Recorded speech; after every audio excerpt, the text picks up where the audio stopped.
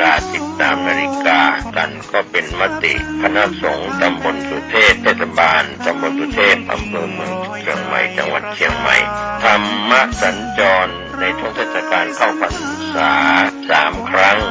ฟังเทศน์ฟังธรรมตามวันเวลาสถานที่ดังกล่าวได้บุญได้กุศลโดยทั่วหน้ากันพี่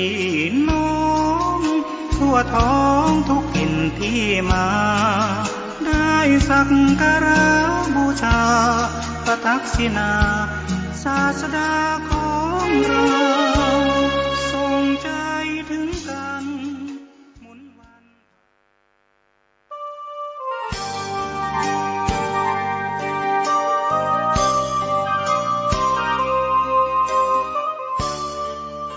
ข่าวสารเพื่อการประชาสัมพันธ์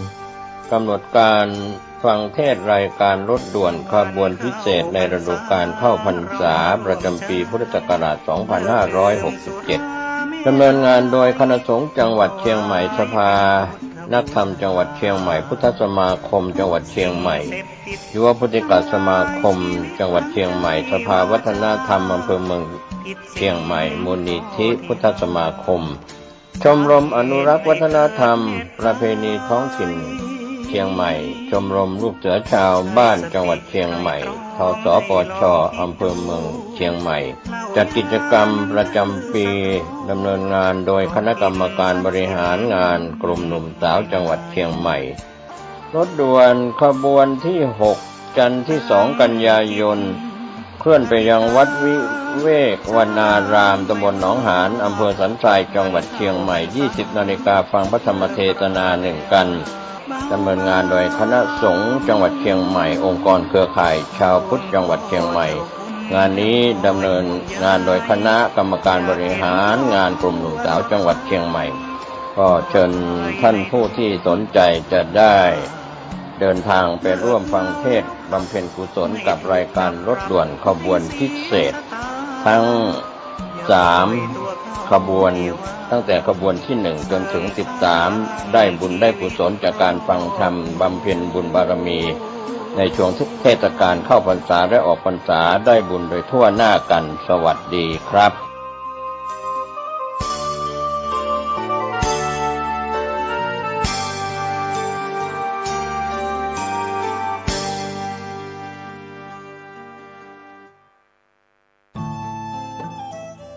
ท่านกำลังติดตามรับฟังสถานีวิทยุกระจายเสียงพระพุทธศาสนาแห่งชาติและสังคมคลื่นเพื่อการศึกษาพระพุทธศาสนาและวัฒนธรรมระบบ FM 104.5 เมกะเฮิรตซ์รายการต่อไปเป็นรายการคดีโลกคดีธรรม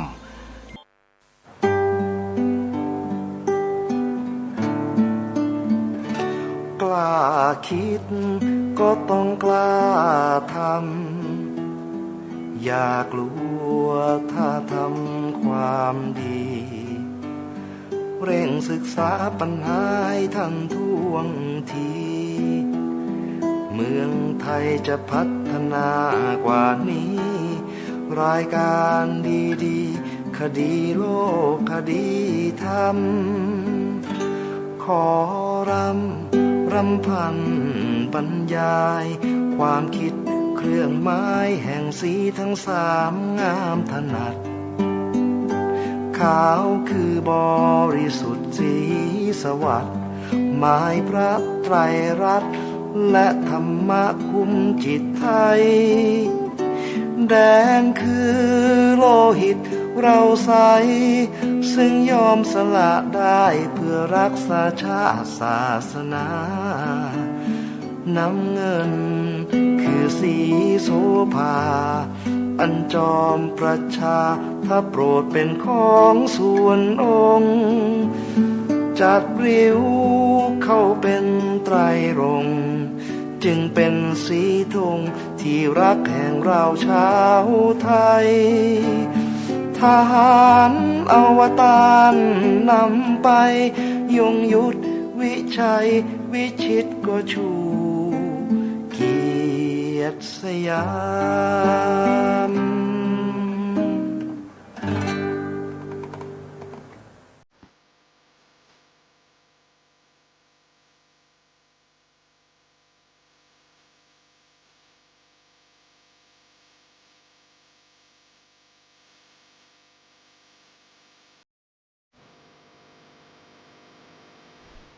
อกราบถวายความนอบน้อมแด่พระรัตนตรัยถวายความเคารพพระมหาเถระพระเถรานุเถระทุกท่านขอความสุขความเจริญในธรรมจงบังเกิดมีแด่ท่านสาธุชนที่กำลังติดตามรับฟังรายการจากสถานีวิทยุแห่งนี้ทุกท่าน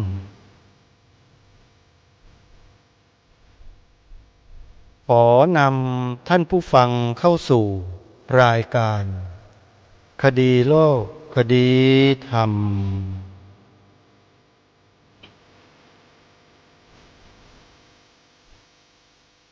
พบกันวันนี้วันแรม12 ค่ำเดือน 9วันนี้ตรงกับวันเสาร์ที่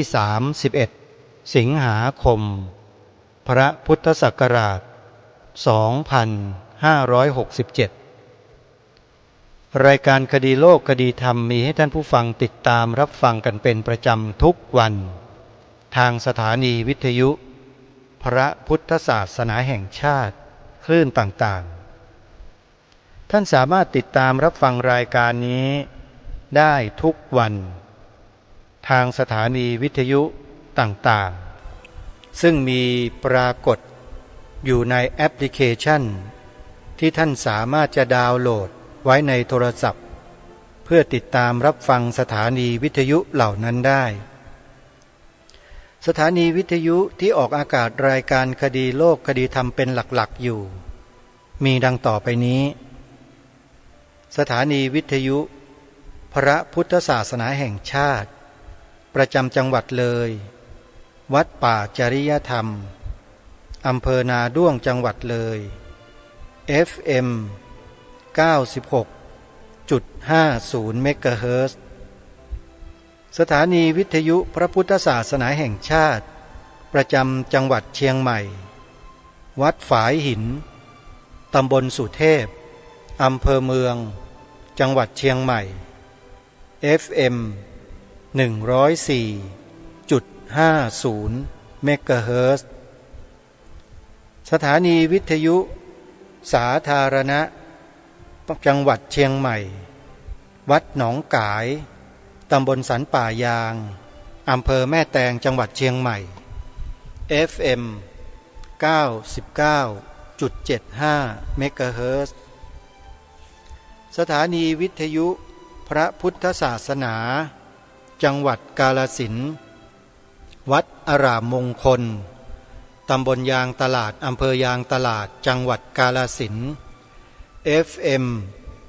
89 เมกะเฮิรตซ์สถานีวิทยุพระพุทธศาสนาแห่งชาติประจำจังหวัด101วัดบ้านปลาคูนตำบลท่าหาดยาวอำเภอโพนทรายจังหวัด101 FM 104.50 เมกะเฮิรตซ์สถานีวิทยุพระพุทธศาสนาจังหวัดสุพรรณบุรีวัดสามชุกตำบลสามชุกอำเภอสามชุกจังหวัดสุพรรณบุรี FM 100.25 เมกะเฮิรตซ์พร้อมด้วยสถานีวิทยุเครือข่ายต่างๆที่ร่วมกันออกอากาศขอกราบขอบพระคุณผู้อำนวยการสถานีวิทยุครูบาอาจารย์ทุกรูปที่ได้นำสาระรายการคดีโลกคดีธรรมออนแอร์ออกอากาศให้สาธุชนพี่น้องคนไทยของเราได้ร่วมรับฟังกันเป็นประจำทุกวันสถานีวิทยุอื่นๆที่ออกอากาศรายการคดีโลกคดีธรรมอยู่นั้นท่านก็ได้ทำหน้าที่อย่างสมบูรณ์โดยการรับสัญญาณจากแม่ข่ายต่างๆแล้วก็นำออกอากาศให้พี่น้องประชาชนคนไทยเราในส่วนภูมิภาคต่างๆได้สดับรับฟังสาระและเหตุการณ์เรื่องราวต่างๆที่เกิดขึ้นในส่วนกลางและมีผลกระทบไปทั่วราชอาณาจักรทั่วประเทศ รายการคดีโลกคดีธรรมก็นำมาแจ้งบอกกับทุกท่านให้ได้รับทราบอย่างน้อยก็แนะนำให้ไปติดตามรับชมรับฟังคลิปที่ได้เปิดเผยความจริงต่างๆที่ซุกซ่อนอยู่ในประเทศบ้านเมืองของเราโดยที่เราไม่เคยรู้แต่มีผู้ขันอาสามาเปิดโปงกลุ่มขบวนการเหล่านั้นให้พวกเราได้รู้ทางรายการก็แนะนำให้ไปติดตามรับชมรับฟังกันไม่ทราบเหมือนกันว่าท่านผู้ฟังได้เข้าไปติดตามรับชมรับฟังกันบ้างหรือเปล่าแล้วได้ทราบข้อมูลกันอย่างไรหรือไม่แต่เชื่อว่าท่านใดก็ตามที่ไปเปิดรับฟังคลิปตามที่ทางรายการคดีโลกคดีธรรมแนะนำท่านจะรู้อะไรหลายประการอย่างที่ไม่เคยรู้ที่ไหนมาก่อน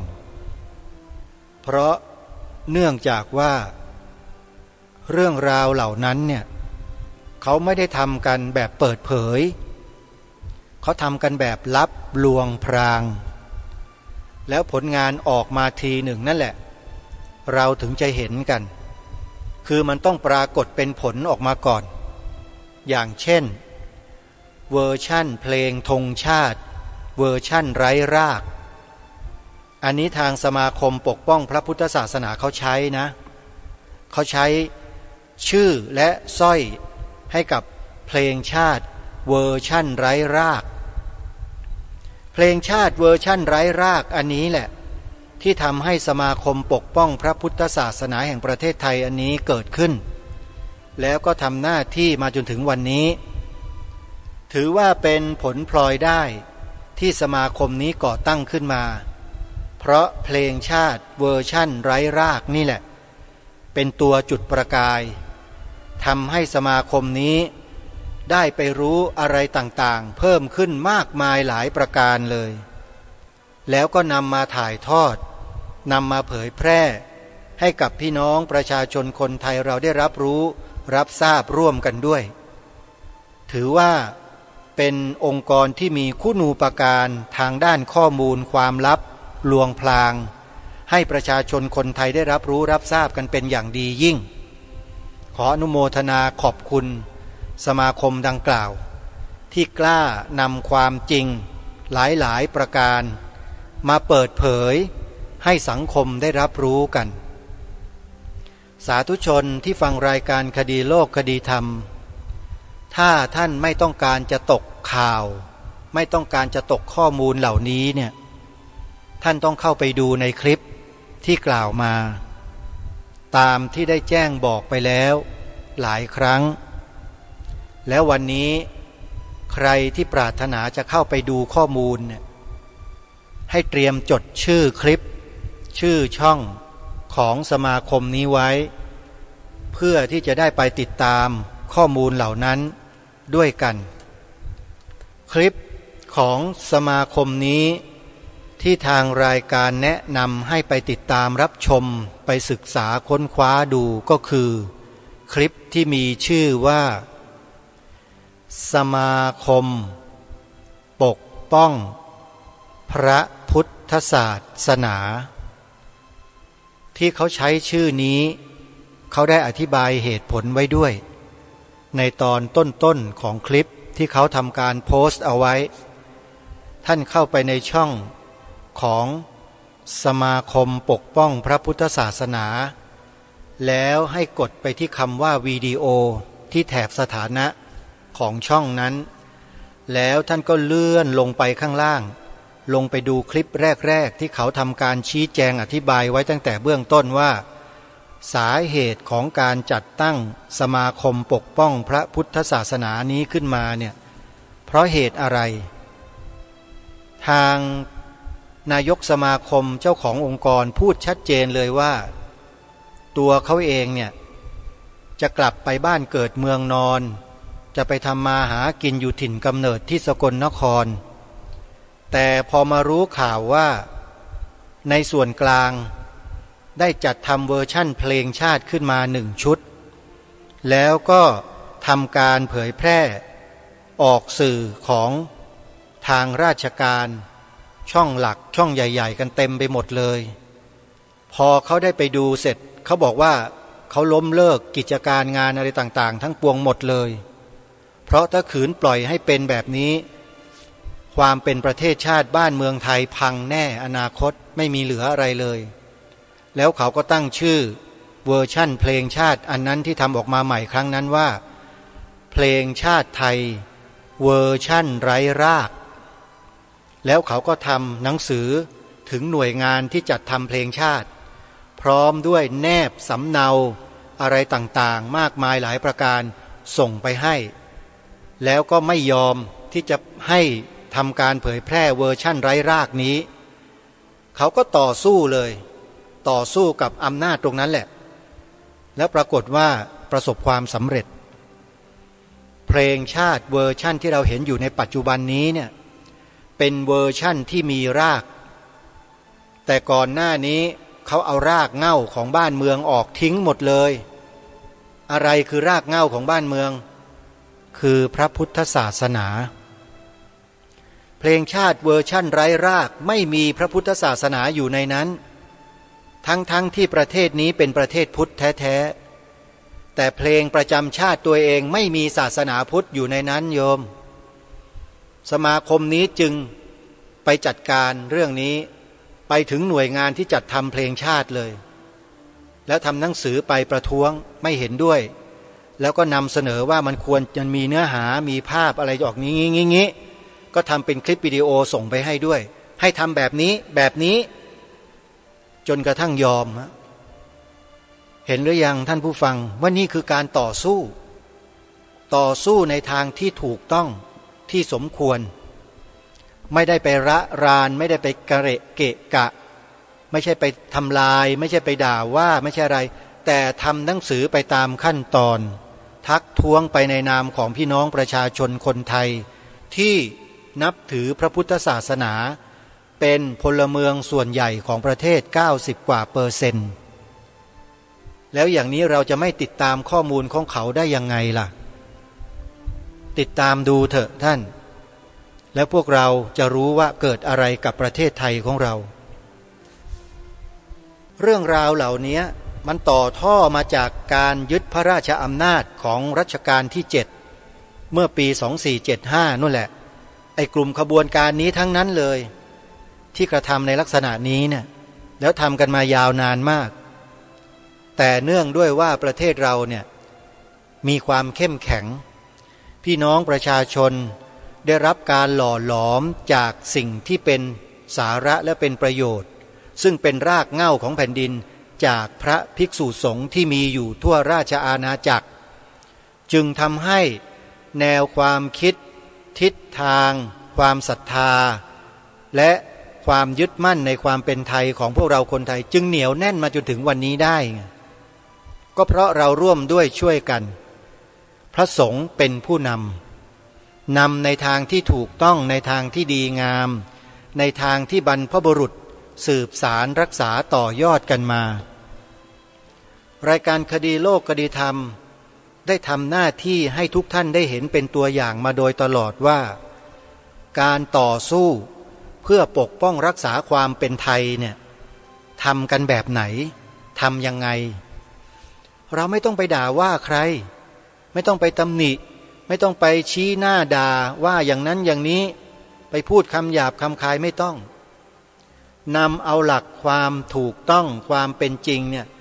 มาถ่ายทอดมาพูดมาเสนอแล้วก็ตั้งเป็นคำถามให้ทุกคนได้ช่วยกันคิดกันให้ออกคิดกันให้เป็นแล้วก็ต้องรีบกันช่วยหาทางระวังป้องกันเพื่อไม่ให้พวกชังชาติทั้งหลายเนี่ยมาทำลายรากเหง้าของชาติบ้านเมืองของเราได้อีกต่อไปนี่คือสิ่งที่รายการนี้ได้ทำหน้าที่เป็นภารกิจที่ตั้งใจทำโดยไม่มีใครสั่งไม่มีใครอยู่เบื้องหลังไม่มีใครมาจ้างทำด้วยจิตสำนึกทำด้วยจิตที่เป็นอสังขาริกอันนี้บอกตรงๆเลยเป็นอสังขาริกเลยไม่ใช่สสังขาริกนะครับ ถ้านักบาลีทั้งหลายคงจะทราบดีนะว่าอสังขาริกะกับสสังขาริกะมันมีความแตกต่างกันยังไงหัวใจประเภทไหนคืออะไรยังไงนักศึกษาพระบาลีมาทั้งหมดจะรู้จะทราบดีโดยเฉพาะนักพระอภิธรรมนะใครที่เรียนพระอภิธรรมมานี่จะรู้เลยพอพูดถึงสสังขาริกพอพูดถึงอสังขาริกเนี่ยรู้เลยใช่ไหมฮะทิฏฐิสัมปยุตทิฏฐิวิปยุตญาณสัมปยุตญาณวิปยุตอสังขาริกสสังขาริกอุเบกขาโสมนัสรู้ใช่ไหมฮะไม่ต้องพูดอะไรกันเยอะสำหรับนักเรียนพระอภิธรรมที่มีอยู่ที่ฟังรายการนี้จะเข้าใจนี่คือสิ่งที่ทางรายการได้ทำมาตั้งแต่ต้นเพราะทนต่อการกระทำบางสิ่งบางอย่างของพฤติกรรมในลักษณะดังกล่าวไม่ได้เหมือนกับเจ้าของสมาคมปกป้องพระพุทธศาสนาที่กล่าวมาเมื่อสักครู่นี้เขาเห็นเพลงชาติเวอร์ชั่นไร้รากแล้วเขาอยู่ไม่ได้เขาต้องกลับมาแล้วก็มาจัดตั้งสมาคมขึ้นแล้วก็เริ่มดำเนินการทันทีโดยไม่ต้องมีใครมาสั่งการไม่ต้องมีใครมาอยู่เบื้องหลังเขาทั้งนั้นทำด้วยจิตสำนึกของความเป็นลูกหลานไทยอยากให้ท่านผู้ฟังที่เป็นพระสงฆ์ก็ดีนะครับที่เป็นฆราวาสญาติโยมที่ฟังผมอยู่นะขอให้ท่านได้เข้าใจด้วยว่าการทำหน้าที่ของคนไทยเราในบางคนบางส่วนที่เขาทำโดยจิตสำนึกโดยความรับผิดชอบต่อส่วนรวมเนี่ยมันแตกต่างจากคนที่ทำเพื่อประโยชน์ส่วนตนแบบฟ้ากับเหวนะครับมันคนละเรื่องกันคำพูดคำจาลักษณะนิสัยอาการก็แตกต่างกันเยอะครับคนที่มาทำงานเหมือนอย่างผมเนี่ยเหมือนอย่างสมาคมที่ว่ามาเนี่ยเขาไม่มีเวลาที่มาพูดออดอ้อนกับใครหรอกครับเพราะมันไม่มีเวลาที่จะต้องไปทำอะไรแบบนั้นมันเสียเวลาผมคิดแบบนี้เลยมันเสียเวลาเพราะงานใหญ่งานสำคัญเพื่อชาติบ้านเมืองเนี่ยมันเป็นงานที่มีคุณค่ามากกว่าที่จะไปนั่งพี่นอบพี่เทาไปประเล้าประโลมกันด้วยคำพูดอยู่อย่างนั้นเสียเวลาอาตมาญาติโยมนี่คือสิ่งที่ออกมาจากหัวใจนะฮะจะอยู่จะเป็นจะมีจะไม่มีจะอะไรยังไงก็แล้วแต่ไม่มีปัญหาครับขอให้มีชีวิตอยู่ได้ในแต่ละวันมีลมหายใจแล้วมีเสียงที่จะพูดอะไรในลักษณะเช่นนี้ออกมาให้พี่น้องคนไทยเราที่มีจิตสำนึกเนี่ยได้รับรู้รับทราบแล้วก็จะได้มาร่วมด้วยช่วยกันไม่จำเป็นต้องมารวมกันหรอกครับอยู่ที่ไหนก็ทำได้อย่างที่ทางรายการได้แนะนำไปนะฮะรณรงค์กันเข้าไปสิครับมีลูกก็สอนลูกมีหลานก็บอกสอนหลานมีผู้ใต้บังคับบัญชาก็ปลูกฝังเขาไปมั่งนะผู้ที่เป็นผู้บังคับบัญชาทั้งหลายของหน่วยราชการน่ะรู้จักนำเอาสิ่งนี้ไปถ่ายทอดให้ผู้ใต้บังคับบัญชาฝังหัวเขามั่งไม่ใช่ปล่อยแต่ให้พวกโจรแบ่งแยกดินแดนมันฝังหัวเด็กๆเยาวชนของเขาให้รังเกียจประเทศไทยอยู่อย่างนั้นทำไมเราจะทำให้คนไทยลูกหลานไทยมันรักประเทศไทยไม่ได้ล่ะปลูกฝังมันเข้าไปสินี่คือสิ่งที่เราทำกันอยู่คือให้รักประเทศไทยรักความเป็นไทยแต่อีกฝั่งหนึ่งมันบอกให้ทำลายประเทศไทยสยามเนี่ยไปแย่งแผ่นดินอย่างงู้นอย่างนี้ไปหลอกลวงโลกกันอยู่นั่นน่ะแล้วก็ทำกับดักระเบิดฆ่าคนไทยตายไม่รู้เท่าไหร่เนี่ยถ้าคุณจะว่าคุณไปว่าพวกนู้นอย่ามาว่าที่นี่ต้องการทำให้คนไทยรักประเทศชาติตัวเองให้ปกป้องผืนแผ่นดินวัฒนธรรมจารีตประเพณีศาสนาและสถาบันพระมหากษัตริย์นี่คือสิ่งที่ทางรายการยุยงส่งเสริมให้คนไทยได้ทำในสิ่งที่ดีแล้วให้เป็นคนดีไม่เคยส่งเสริมให้ไปทำอะไรอย่างพวกนั้นนะไอ้แบ่งแยกดินแดนนั่นนะไม่มีนะถ้าคุณจะว่าคุณไปว่าพวกนู้นไม่ใช่มาว่าตรงนี้ไม่ใช่มาตำหนิตรงนี้กันนั่นแหละของจริงที่คุณจะควรไปว่าทำไมคุณไม่ไปว่าเขามั่งทำไมไม่ไปตำหนิทำไมไม่ไปดำเนินการกันล่ะมาว่าอะไรกับคนที่ทำงานเพื่อชาติบ้านเมืองท่านผู้ฟังว่าจริงไหมคนที่ว่าอยู่ ว่าผิดทางผิดที่อย่างนี้เขาเรียกว่าขาดปัญญาคิดไม่มีปัญญาที่จะคิดแค่นี้ก็คิดไม่ออกนะก็เลยบอกให้มันชัดๆนี่เป็นภาษาของรายการคดีโลกคดีธรรมต้องขอขมาครูบาอาจารย์ด้วยนะขอขมาญาติโยมด้วยอาตมาไม่ได้มีเจตนาที่จะดุด่าว่าใครหรอกแต่เนื้อหามันพาให้ไปตั้งคำถามทุกคนนะว่าพร้อมไหมที่จะทำหน้าที่ของความเป็นลูกหลานไทยของเราเนี่ยคุณจะอยู่ในสถานะนักบวชคุณก็เป็นลูกหลานไทยเหมือนกันไม่ใช่หรือว่าบอกว่าไม่ใช่พอเป็นนักบวชแล้วหมดสถานะความเป็นลูกหลานคนไทยหรือเปล่ามีพระรูปไหนพูดอย่างนั้นหรือเข้าใจอย่างนั้นมั่งมีไหมผมจะได้รู้ไว้ว่าไม่ใช่คนไทยอ่ะไม่ได้นะฮะไม่ได้นะอย่าปฏิเสธตัวเองนะผมเอาเรื่องนะครับนะบอกว่าตัวเองไม่ใช่คนไทยเนี่ยแล้วก็ไม่ทำหน้าที่เนี่ยแล้วก็มาอาศัยผ้าเหลืองอยู่เนี่ยผมไม่เอาด้วยนะครับผมไม่เอาด้วยนะอันนี้ต้องขอพูดกันตรงๆเลยนี่คือสิ่งที่เราจะต้องช่วยกันนี่ผมยังชื่นชมมากๆเลยนะวัดพันอ้นเนี่ยที่จังหวัดเชียงใหม่เนี่ยพระครูสมุวิสุวัตรคงรู้จักดีนะครับท่านอาจารย์พระครูเจ้าวาดวัดพันอ้นคุณดูตัวอย่างพระรูปนี้ไว้เวลามีปัญหาอะไรส่วนรวมกับชาติบ้านเมืองเนี่ยท่านออกมาเองเลยเห็นไหมฮะที่ผ่านๆมาทราบไหมนั่นแหละมันต้องอย่างนั้นท่านจิตใจมันต้องแบบนั้นคือพร้อมที่จะเสียสละได้ทุกเมื่อเพื่อปกป้องความเป็นเอกราชของชาติตนเองความเป็นเอกราชของชาติตนเองเนี่ยถ้าจะตีความออกไปแล้วมันเยอะนะสิ่งที่แสดงออกบ่งบอกถึงความเป็นเอกราชของชาติเนี่ยแต่หลักๆเลยเนี่ยก็คือศาสนาพุทธและสถาบันพระมหากษัตริย์อันนี้คือเสาหลักของชาติบ้านเมืองถ้าใครคิดเรื่องนี้ไม่ออกคิดไม่ถึงไม่เข้าใจหรือไม่รู้เรื่องเนี่ยคิดว่าคุณสมบัติของความเป็นคนไทยเนี่ยมันเริ่มลดน้อยถอยลงไปเรื่อยๆแล้วนะแล้วโดยเฉพาะคนที่ไม่ยอมรับสองสถาบันดังกล่าวว่าเป็นรากฐานสำคัญของชาติบ้านเมืองเนี่ยคนนั้นก็ถือว่าจะเข้าข่ายใกล้ๆจะกบฏแล้วนะถ้าไม่ยอมรับเนี่ยด้วยเหตุนี้รายการนี้จึงมารณรงค์ให้พวกเรากล่าว2ประโยคไง1พระพุทธศาสนาเป็นศาสนาประจำชาติไทยของเราเพื่ออะไรเพื่อย้ำเตือนตัวเองลูกหลานเยาวชนคนไทยพี่น้องประชาชนผู้ใต้บังคับบัญชาแม้แต่ผู้บังคับบัญชาระดับไหนก็แล้วแต่ให้สำนึกในข้อนี้กันข้อ2สีขาวในธงชาติไทยของเราหมายถึงพระพุทธศาสนาเท่านั้นขีดเส้นใต้กำกับจำกัดตีกรอบไว้หมดเพราะนี่คือสถาบันหลักของชาติหนึ่งเดียวคุณจะไปเอาลัทธินิกายศาสนาลัทธินิยมในทางศาสนาอื่นๆมาปะปนด้วยไม่ได้มันไม่ใช่ประเพณีมันไม่ใช่วิถีชีวิตของประเทศนี้ถ้าประเพณีวิถีชีวิตวัฒนธรรมจารีตของประเทศนี้ต้องศาสนาพุทธเท่านั้น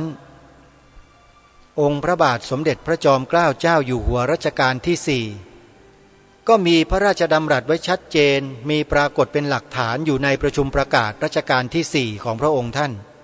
ความตอนหนึ่งว่าพระนครนี้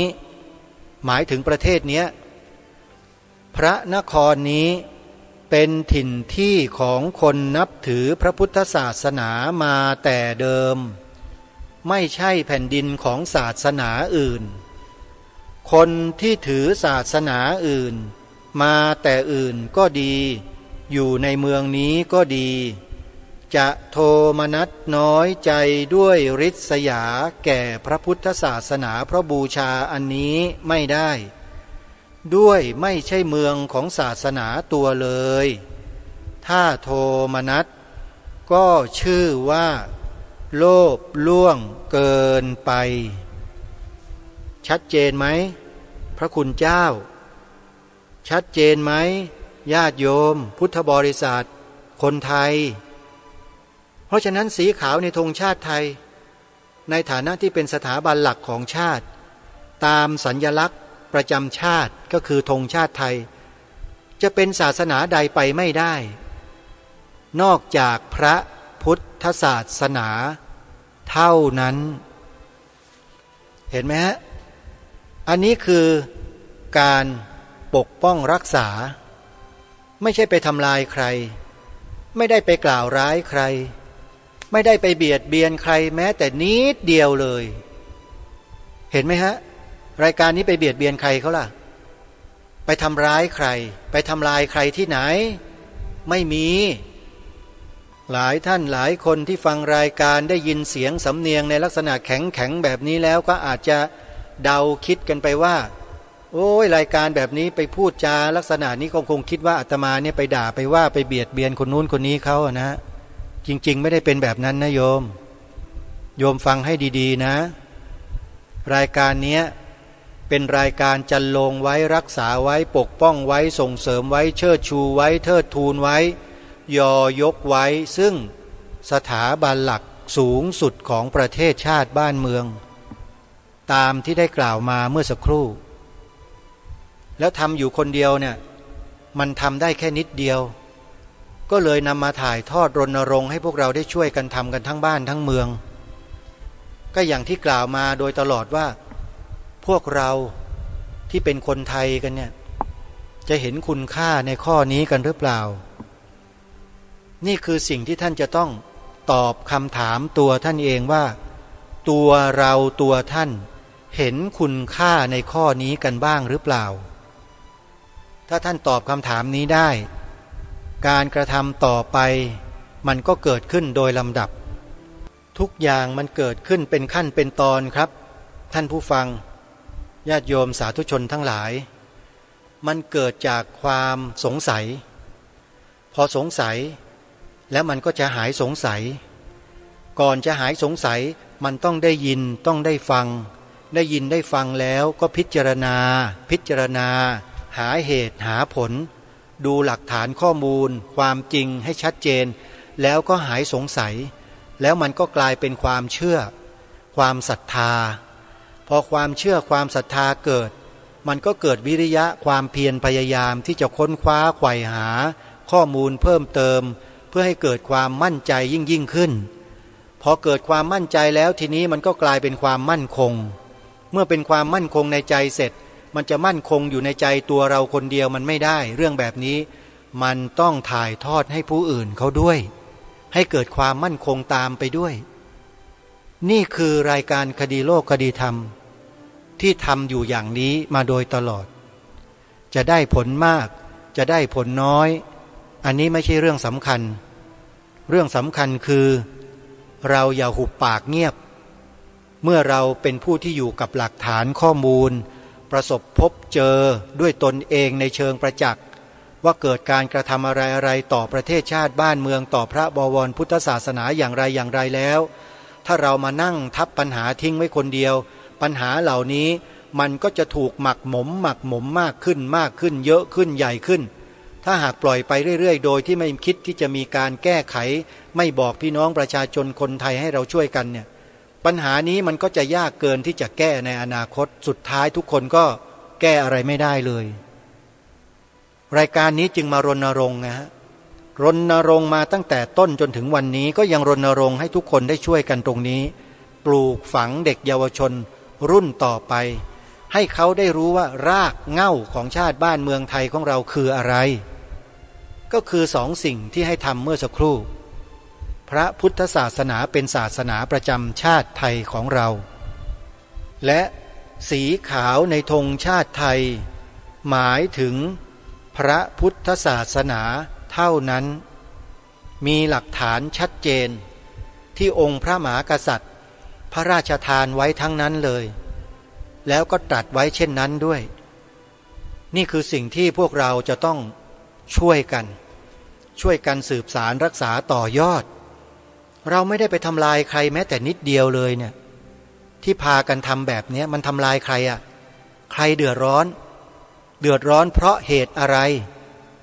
ไหนลองว่ามาก็ไม่มีใครว่ามาสักคนหนึ่ง กับสิ่งที่ทางรายการได้พารณรงค์ให้ทำกันตรงนี้ว่าเป็นการเบียดเบียนใครทำลายใครไม่มีเลยแค่เรามาเชิดชูมายอยกสถาบันหลักของชาติไทยให้ถูกต้องและชัดเจนมากยิ่งขึ้นเท่านั้นถ้าพูดตามภาษานักต่อสู้เขาเรียกว่าทำความจริงให้มันปรากฏอยู่เนืองๆอยู่ตลอดเดี๋ยวไอ้สิ่งมันปลอมๆเนี่ยมันอยู่ไม่ได้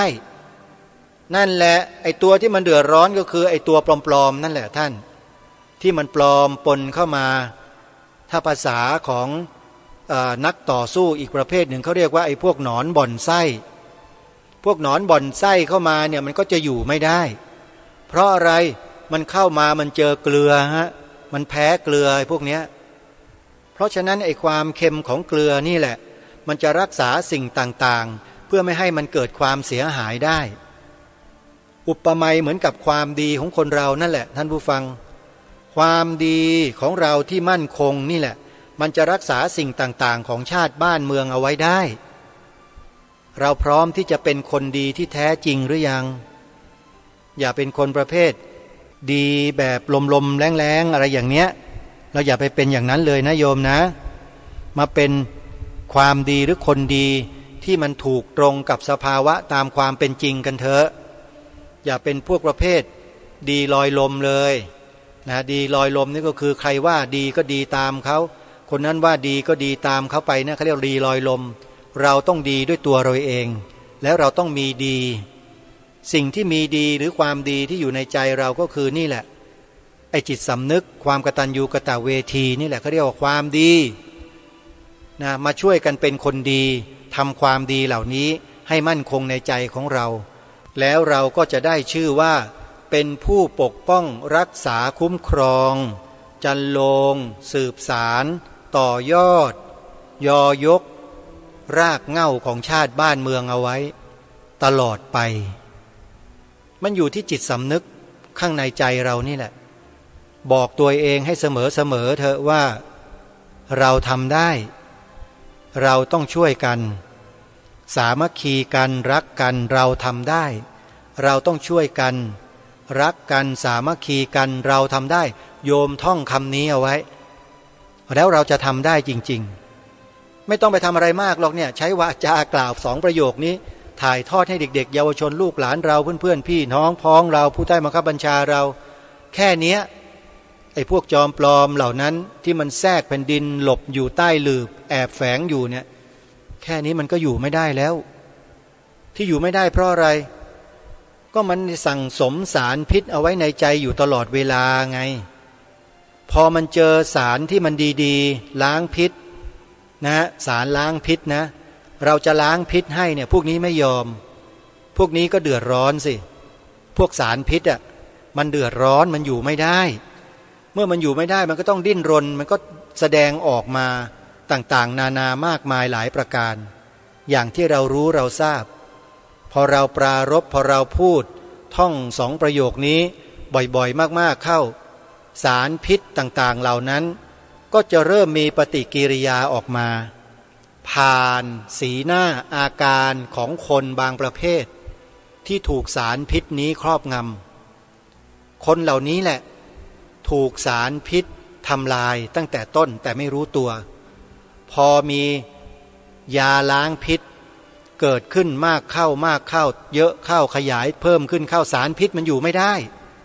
สารพิษมันก็เกิดปฏิกิริยาดิ้นรนสิฮะมันก็ออกมาทางกายทางวาจากลายเป็นการต่อต้านในสิ่งที่เรารณรงค์กันตรงนี้นี่แหละก็คือสิ่งที่เราสามารถจะรู้ได้ถ้าเราช่วยกันทำเราจะเห็นเลยว่าสารพิษมันไปตกค้างอยู่ที่ใครอยู่ที่ไหนนั่นแหละมันจะแสดงออกมาเราก็จะได้รู้ไงว่าในจุดใดของสังคมไทยเรามีสารพิษไปเจือปนอยู่ตรงนั้นบ้างโดยใช้นี่แหละยาล้างพิษเนี่ย2ประโยคเนี้ยที่ให้ท่องให้พูดนี่แหละเขาเรียกยาล้างพิษอุปมาให้ฟังเอาไปจัดการในพื้นที่ที่ไหนก็ได้แล้วเดี๋ยวพวกสารพิษเนี่ยก็แสดงออกมาให้เราเห็นเองทีนี้เราก็รู้แล้วว่าโอ้ยคนนี้มันมีสารพิษอยู่ในใจนี่ว่าเราก็ค่อยๆให้ความรู้ให้เหตุผลอธิบายความให้เขาเกิดความรู้และความเข้าใจโดยลำดับ ค่อยๆเป็นค่อยๆไปอย่าไปกล่าวร้ายอย่าไปทำร้ายใดๆทั้งสิ้นพูดคุยกันแสดงแลกเปลี่ยนความคิดเห็นกันเป็นพี่เป็นน้องกันด้วยความเมตตาต่อกันและกันเดี๋ยวเขาก็กลับเนื้อกลับตัวได้นี่คือวิธีการง่ายๆและไม่ต้องเสียเลือดเสียเนื้อเลยโดยการทำแบบนี้เห็นไหมฮะไม่มีใครเดือดร้อนสักคนหนึ่งแต่สารพิษมันเดือดร้อนโยมสารพิษนะฮะที่กำลังบอกนี่คือสารพิษที่มันฝังอยู่ในใจของใครบางคนบางกลุ่มบางพวกมันเดือดร้อนเพราะมันมาได้ยินสารล้างพิษอันนี้บ่อยๆเข้ามากเข้าเพิ่มขึ้นเข้าสารพิษมันอยู่ไม่ได้เพราะว่าไอสารล้างพิษเนี่ยมันเข้าหูกรอกหูทุกวันนะผ่านสายตาทุกวันพระพุทธศาสนาเป็นศาสนาประจำชาติไทยของเราสีขาวในธงชาติไทยหมายถึงพระพุทธศาสนาเท่านั้นพูดกล่าวท่องชวนเด็กเยาวชนลูกหลานกล่าวคำนี้ทุกวันสารพิษอยู่ไม่ได้วิธีการแก้คือแก้แบบนี้ครับคือล้างพิษในใจของคนที่มีสารพิษปะปนอยู่ในใจโดยใช้สารล้างพิษเนี่ยเข้าไปค่อยๆล้างทีละเล็กทีละน้อยทีละนิดทีละหน่อยเดี๋ยวก็หมดอยู่ที่ว่าเราเนี่ยอดทนไหมสู้ไหมมีความเพียรพยายามไหมตั้งใจไหมหรือยอมแพ้ตั้งแต่ได้ยินการรณรงค์ของรายการนี้แล้วโอ้ยฉันไม่เอาด้วยเสียเวลาทำมาหากินเสียเวลาเปล่าๆเปลืองตัวคิดแบบนั้นหรือเปล่าถ้าคิดอย่างนั้นก็เข้าข่ายนะเข้าข่ายเลยแหละนั่นน่ะเข้าข่ายอะไรก็ไปย้อนฟังรายการคดีโลกคดีธรรมที่พูดเอาไว้แล้วกันไม่พูดซ้ำโยมเข้าข่ายถ้าคิดแบบนั้นน่ะนะอันนี้ขอฝากพวกเราจริงๆว่าอย่าประมาทบรรพบุรุษเราไม่เคยประมาทเขารักษาผืนแผ่นดินชาติบ้านเมืองความเป็นเอกราชมาได้เนี่ยเพราะความไม่ประมาทบวกกับความเสียสละไม่ประมาทและเสียสละคำว่าไม่ประมาทนั่นคือมีความชาญฉลาดด้วยนะมีความรู้ตัวตื่นรู้อยู่ตลอดเวลานะไม่ยอมตกเป็นเบี้ยล่างให้กับข้อมูลเท็จต่างๆที่มันไหลบ่าเข้ามาผ่านสื่อนู่นสื่อนี่สื่อนั่นเต็มไปหมดมีแต่ข้อมูลเท็จเยอะเลยทุกวันนี้เราไม่หลงเชื่อสิ่งเหล่านั้นแต่เราเชื่อ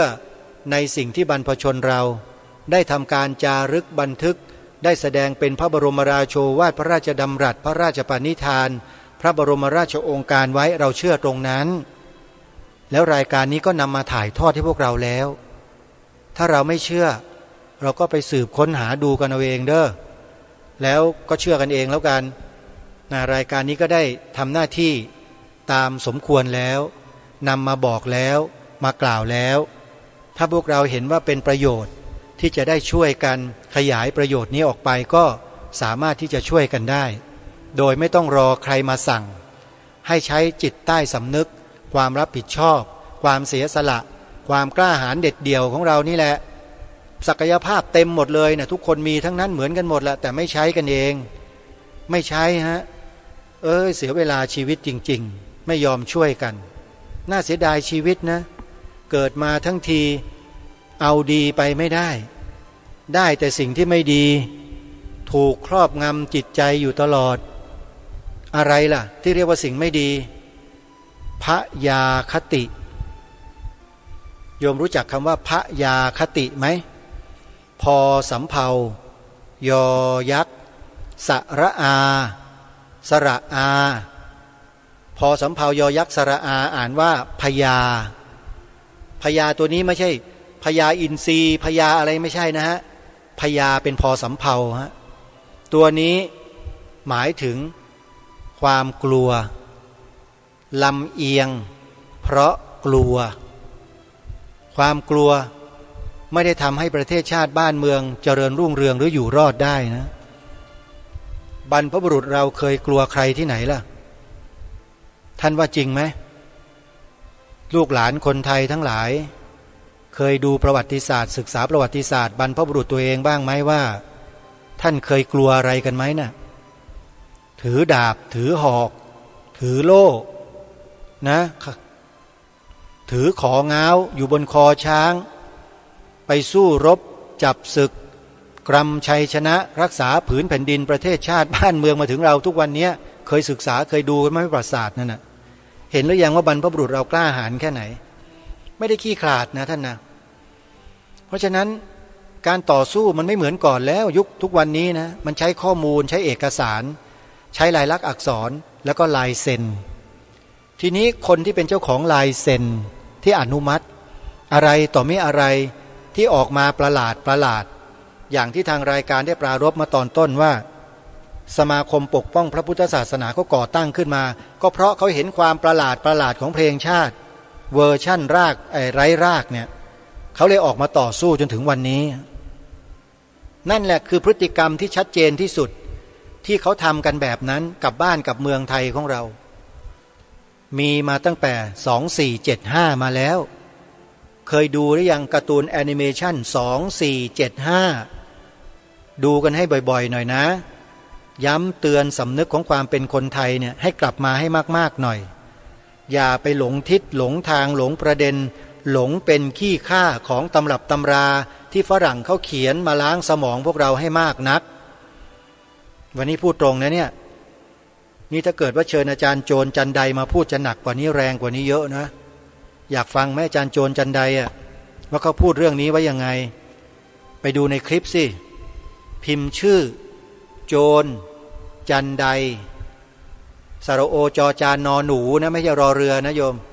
สระโอจอจานนอหนูแล้วก็นามสกุลเขาจันไดจอจานอากาศนอหนูแล้วก็สระไอดอเด็กโจรจันได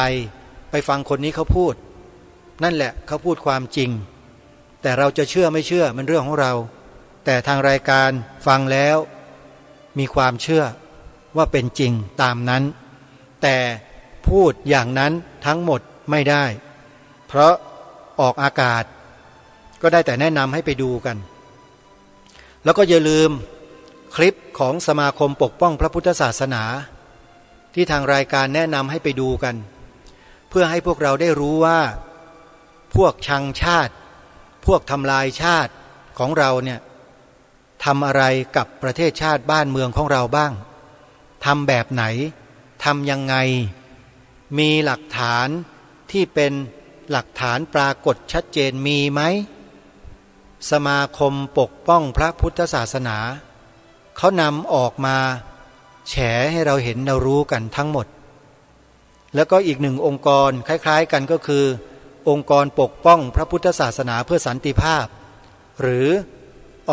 ปพสพิมพ์4ตัวเนี้ยออ่างปปลาพอพานสอเสืออปพสแล้วเข้าไปดูในคลิป YouTube ง่ายที่สุดไปเปิดดูแล้วฟังให้ทั่วกระบวนความฟังกันให้ชัดเจนให้เห็นหลักฐานกันจะว่าเขาทำอะไรยังไงแบบไหนเราจะได้ไม่ต้องสงสัยกันต่อไปอีกว่าคนเหล่านี้เขาทำอะไรทำเพื่อใครเพื่ออะไรแบบไหนยังไงไปดูไปฟังแล้วเราจะทราบไม่ใช่มานั่งว่าแต่รายการคดีโลกคดีธรรมมานั่งตำหนิมานอนตำหนิอยู่อย่างนู้นอย่างนี้แล้วก็ไม่สนใจอะไรมันเสียเวลาเปล่านะไปช่วยกันดูช่วยกันศึกษาเรียนรู้กันท่านสาธุชนวันนี้เวลาของรายการหมดแล้วเดี๋ยวในสัปดาห์หน้านะตั้งแต่วันจันทร์เป็นต้นไปเนี่ยจะได้นำบทคำนำของหนังสือพุทธศาสนสุวรรณภูมิปกรณ์ที่ท่านเจ้าคุณพระราชกวีอ่ำธรรมทัตโตท่านได้รวบรวมเรียบเรียงไว้มาอ่านให้ฟังกันแล้วก็มาวิเคราะห์ในประโยคที่สำคัญว่าที่ท่านกล่าวแบบนี้กล่าวถึงอย่างนี้เรามานั่งวิเคราะห์กันดูซิว่าน่าจะเป็นเพราะเหตุอะไรยังไงหรือไม่แล้วก็มาเทียบเคียงดูกับสถานการณ์ที่มันเกิดขึ้นในลักษณะคล้ายๆคลึงกันกับสมัยของท่านในยุคของพวกเราดูซิว่ามันเหมือนกันคล้ายกันไหมถ้ามันเหมือนกันคล้ายกันก็แปลว่าไอ้เชื้อสารพิษเหล่านี้มันถูกส่งต่อกันมา จนถึงวันนี้จริงๆด้วยตั้งแต่2475เป็นต้นมาเนี่ยอันนี้เราจะต้องทำการติดตามให้รู้เท่าทันกันรายการนี้เดี๋ยวจะได้นำมาอ่านและมาวิเคราะห์ร่วมกันวันนี้เวลาของรายการหมดแล้วท่านผู้ฟังต้องขอสมมติยุติไว้ที่เพียงเท่านี้ขอความสุขความสวัสดีในธรรมแห่งองค์สมเด็จพระบรมศาสดาสัมมาสัมพุทธเจ้าจงปรากฏเกิดมีขึ้นในจิตใจของท่านผู้ฟังทุกท่านทุกคนเทินขอเจริญพรกล้าคิดก็ต้องกล้าทำอย่ากลัวถ้าทำความดี